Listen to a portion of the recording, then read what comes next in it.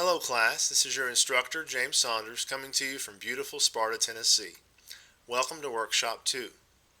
I hope that you benefited from the readings and the assignments that you did last week in Workshop 1.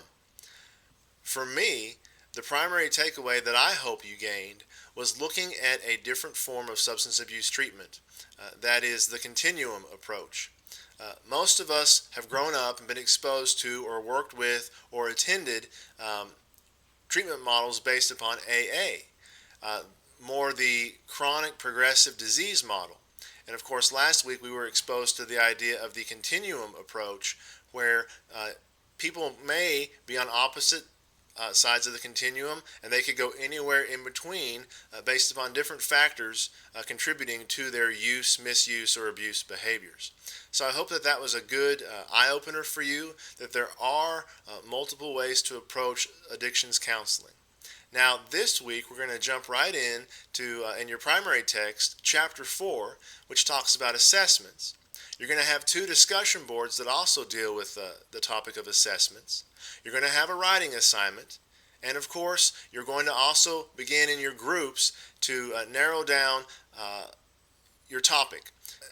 Real quick, I want to read for you what I think is the most pivotal sentence out of our Chapter 4 reading of the primary text.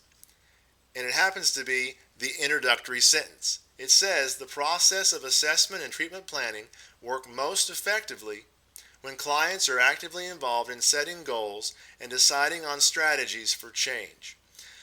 In my opinion, and probably in some of your own experience, you're not going to do a good job of assessing somebody unless he or she is fully vested in the assessment process. We need our clients to be upfront with us, to be honest, straightforward, to fully be engaged in the process so that we as the practitioner can get for them the best treatment, the best resources, and fully be a partner with them in their care.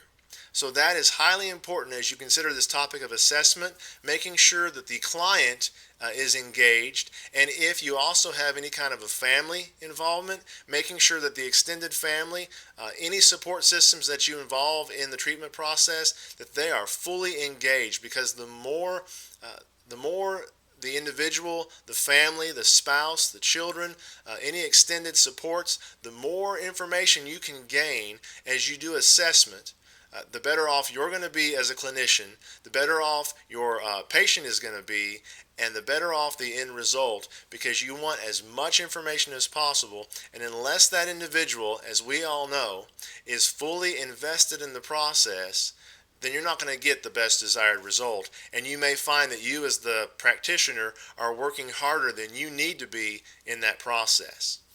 So, I've said enough about that. Let me also remind you that you have to read Chapter 3 out of the Big Book for this week as well.